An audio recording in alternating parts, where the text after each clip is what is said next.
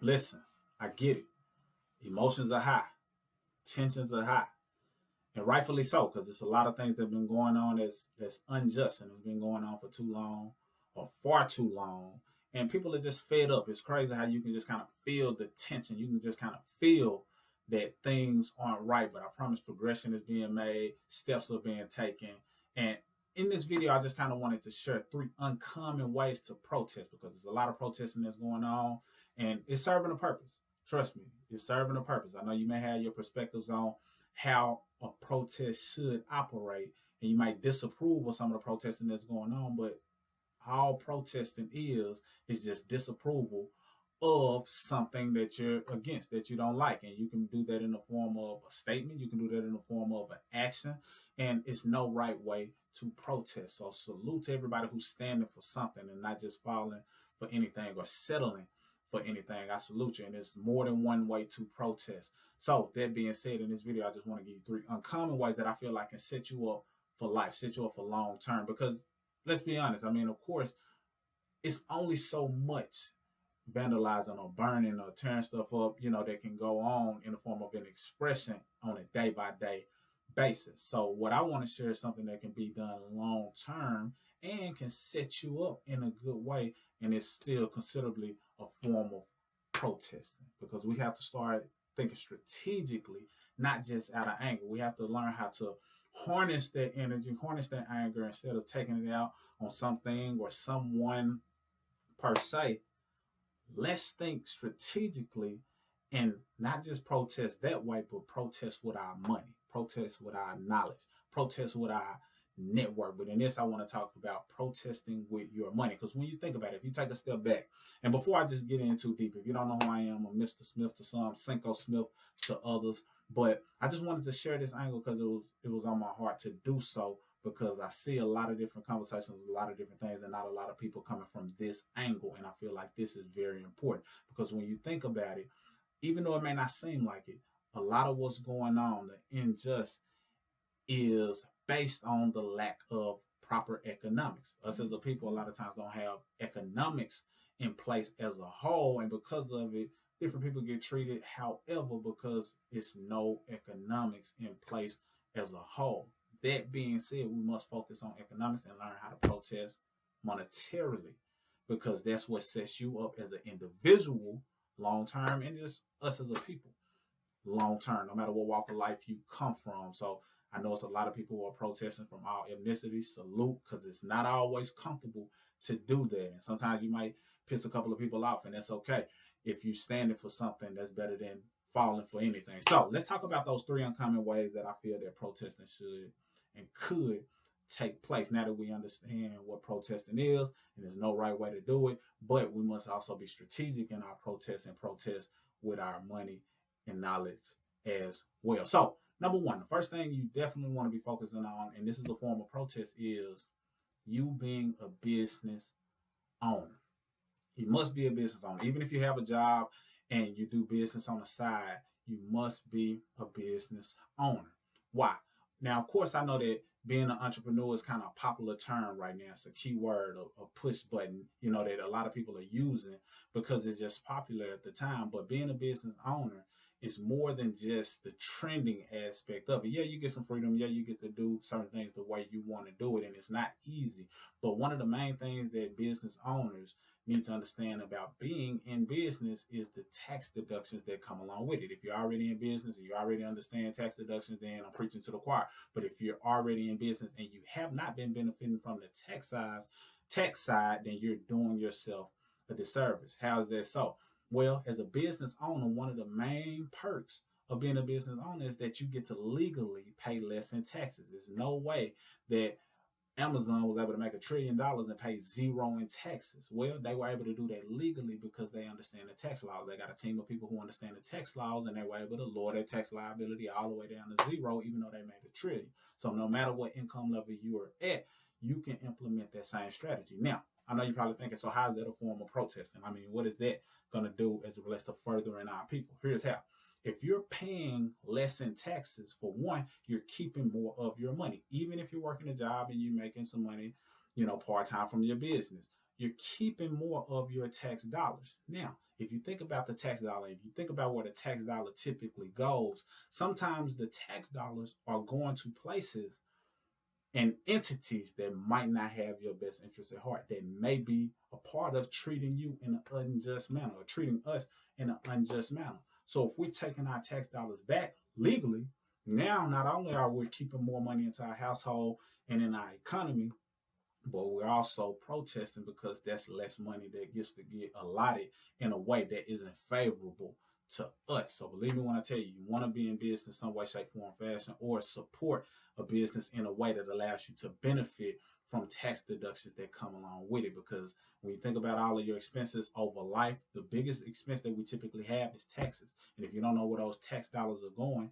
then that's even more of a reason for you to extract the tax dollars by being a business owner, so you can protest in net form and keeping more of your hard-earned money. Just a brief example of how it could possibly work. Let's say you have a job and you have a business and you make $100,000, part from the job, part from the business.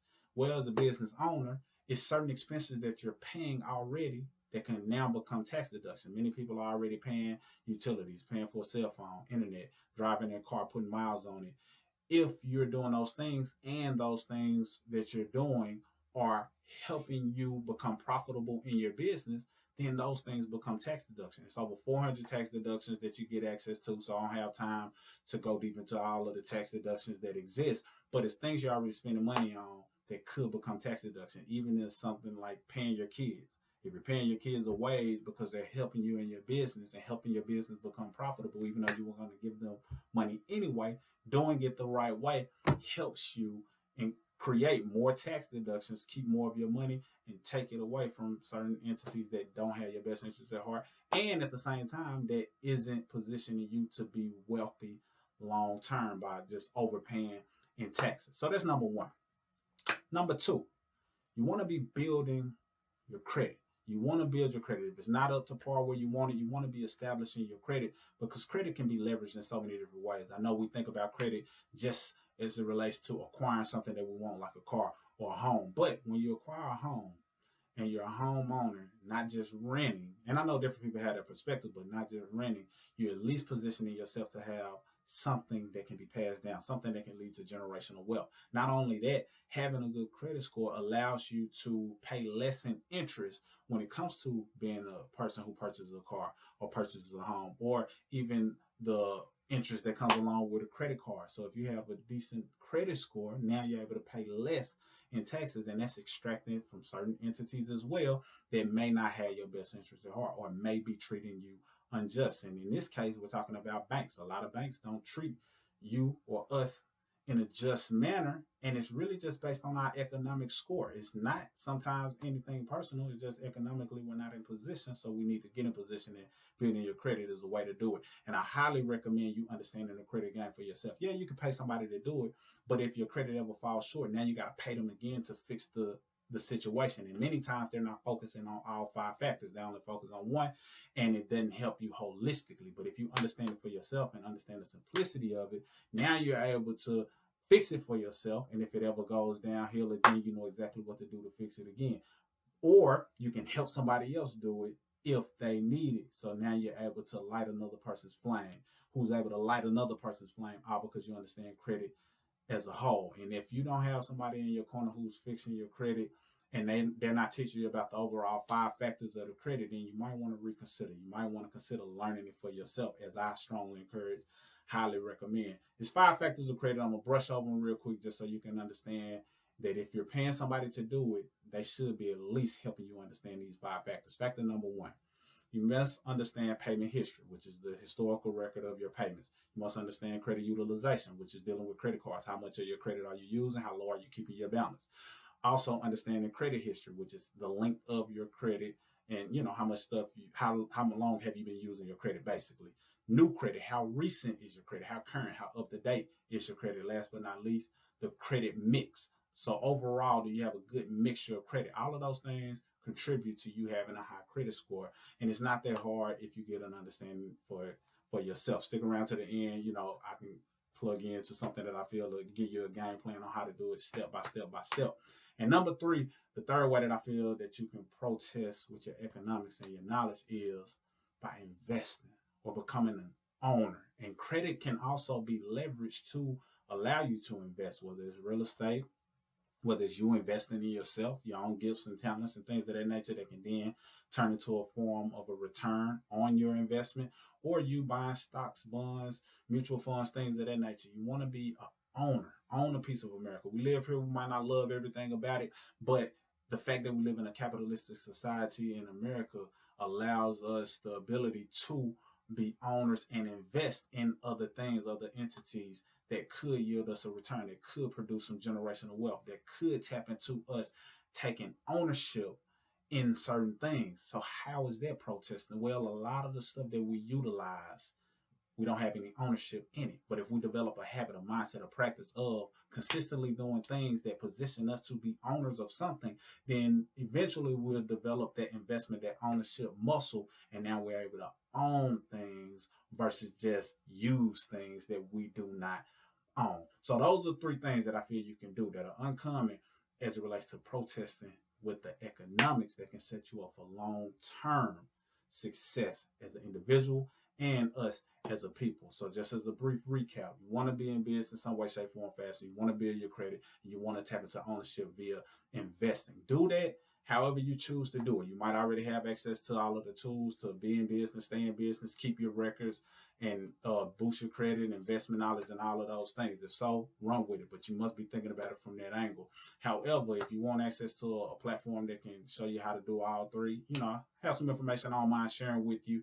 And if it's a good fit for you, then take advantage. It can show you literally how business works from a standpoint of record keeping and how you can get in business just by using a system that's already in place, so you can start benefiting from the tax deduction. Shows you step by step how to boost your own credit, provides all the letters, the whole nine. If you want access, let me know. Depending on where you're watching this, you can click a link and watch or get access to the information. Or depending on where you're watching it and you don't see a link, drop a crown below. And I don't mind sharing the info with you directly so you can see if it's a good fit for you, if you want to take advantage of doing these things to set yourself up long term. It even teaches you investment terminology so you can understand the game of investing and growing your money, things of that nature. Conversations that are usually not had at the dinner table. And this is why we suffer as an individual and as a people by not overall understanding economics. So that's all I got for now. I just felt the need to come from this place and let you know that there are other ways to protest, no wrong way to protest, and not to knock what's going on, because there's a lot of things that people are doing that are beneficial, but this is just another spin and another angle, another way to look at it. So drop a crown if you want access, or click the link below, or just salute if you already are doing these things, because I might be preaching to the choir. But definitely positive energy in your direction. Much love and salute to everybody who's standing for something, not falling for anything, because in this time it's a matter of us being united, solidarity, and not just letting people turn us against one another, because otherwise we fall. So that's all I got for now. I hope you got value from this video. I salute you. Talk to you soon.